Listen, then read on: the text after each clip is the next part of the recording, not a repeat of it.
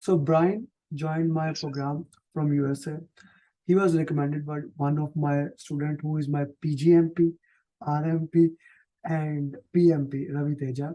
So Yes. Brian joined it and he started with a full fledged, and I love the way he joined it. But then the life got him. He got things to do. But one thing was very good about Brian. He keep on giving me update here and there. He keep on giving me update here and there.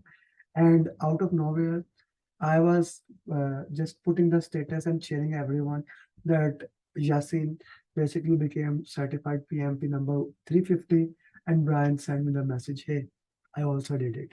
So he Yeah. cleared PMP with all above target.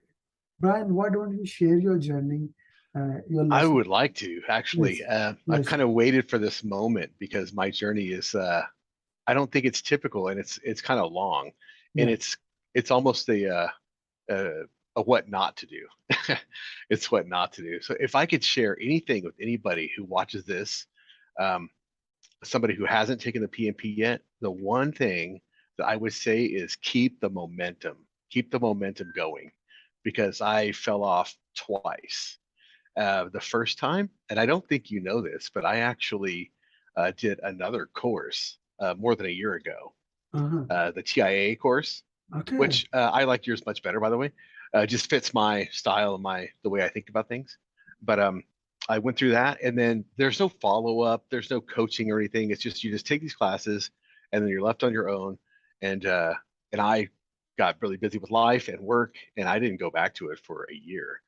And and then I was just talking with Ravi here at work, and he said, "Hey, I know this guy," and I went through him for he did a one-on-one with you, I think, but I joined the batch, and I remember I contacted you, and I was very hesitant about it because the batch started, I think, the next day, and I was Uh, like, "Oh, I'll do it next month," and you were like, "No, you should do it now," and so I did, and it was a really good decision, and I was really invested in the beginning, and same thing happened again where I started. It was just work. It was really stressful, and I had to concentrate on work, um, but I kept uh, in touch with you, and yeah, you I kept laid a really good foundation in this you program. kept in touch, but I never left you.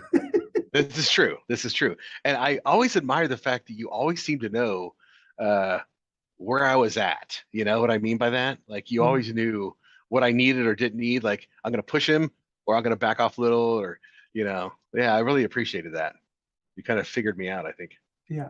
So let's talk about the follow-up system. How did you think about it? Since this was like your first thing about first certification, and let me tell you that it was a very interesting time because I wanted to motivate him, and you never actually told me that you took that course. If you have told me that you have taken that course, I would have taken you differently. And Oh, time, really? yeah, yeah, yeah. I would have like I was taking you as a newbie. Okay, I was Yeah, taking you yeah. as a newbie. If you have told me that you have I taken think I was a little embarrassed by that, but that I had done a did course you before and did then you just did you did you took the course at their center or Udemy course? it was like an online. Online course. Okay. Okay. So yeah, let's talk about this thing. So we did 6 days training, all those things. You joined some of the coaching Yes, calls. So how did you like coaching the calls. coaching calls? Coaching calls were great.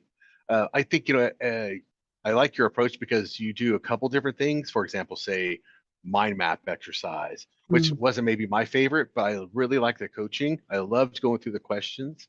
My style is I like going through one at a time. Even if we did the breakout groups, where we had maybe five or six or even 10 people sometimes. We go over the questions one by one and discuss them, and that was really good for me. mhm. Um, yeah, Yeah. Okay. and then I got to a point where I wanted to kind of just study on my own. I mean, Yeah. I'll be frank, and Yeah. maybe not everybody's like that, but I definitely did. Yeah. Yeah. And my thing was all about once I got the you laid the foundation for me really well, so I Mm, knew what to do. And the mm, thing that worked best for me was the mocks. mm. And then the root cause analysis was the Yeah. way.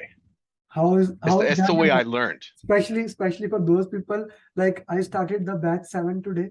So what would you say to them that how important this RCA is? Because they are gonna say no, this is difficult, this is that, this is that. So Yeah. what would you say to Yes. them? I would definitely say that the root cause analysis for me was the key. And here's why. Is some people try so hard to memorize all the processes and how they're all linked together. And if you do this, then you got to do that. And some people, maybe they think that way. That was very hard for me. It was just a lot to memorize. I'm not Amer Ali. I can't do that. So for me, just the process of actually answering the questions with your technique of process of elimination. And then when you're left with always like two answers, which one do you do?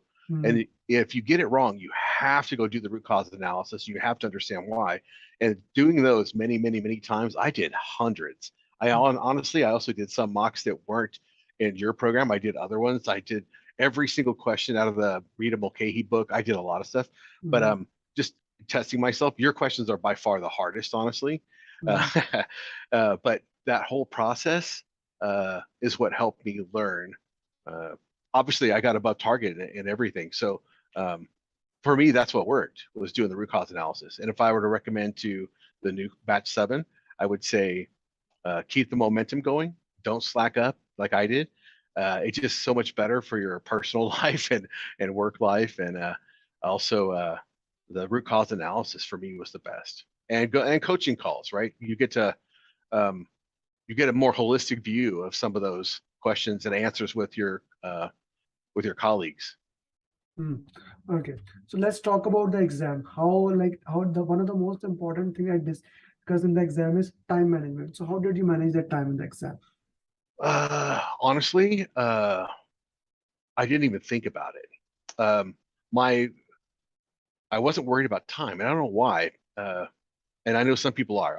I've watched these videos, and everybody can tell you, oh yeah, I finished the exam with only 12 minutes left or whatever. For me, it wasn't like that at all. I would just took my time, like you said, read the question. If I have to read it over and over and over, I'm wasting more time. So if I just read the question really slowly one time and understand it, sometimes my eye goes to the bottom, the last line. Sometimes they're kind of wordy. They're really big. So I just read it all, honestly. You kind of figure it out as you're doing it, which ones you need to jump down and look at and which ones you can you have to read every line. And a lot of times there's some information in there that's not even pertinent. So you just kind of put that to the side and then you concentrate on what the real issue they're asking you.